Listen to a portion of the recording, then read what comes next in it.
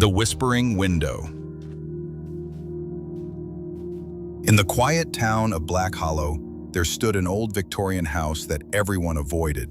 Kids whispered stories about it in school, and adults crossed the street to avoid walking too close.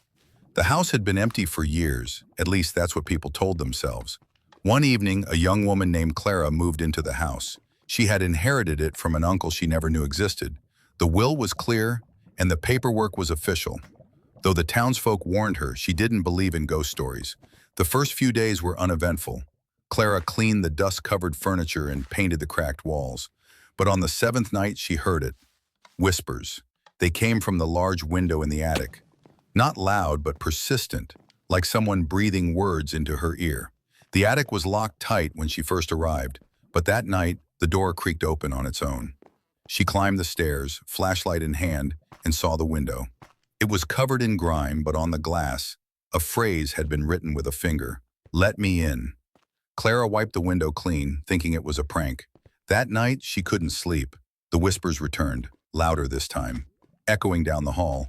"Let me in." She boarded up the attic window the next morning, but the board splintered and fell by dusk. And now the whispers had changed. "You let me out!" Desperate, Clara tried to leave the house, but the front door wouldn't open. The windows were unbreakable. The phone gave only static. She was trapped. On the 10th night, she went back to the attic. This time, the window was wide open, the glass shattered inward. The air was freezing. In the corner of the room, a dark shape crouched, long limbs, pale skin, eyes like hollow pits.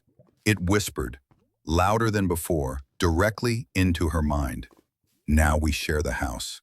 From that night on, the townsfolk began seeing Clara at the window, but not the Clara they remembered. Her face pale, her eyes empty. She would watch them pass, never blinking, never moving, and sometimes when the wind was just right, they could hear her whispering, "Let me out."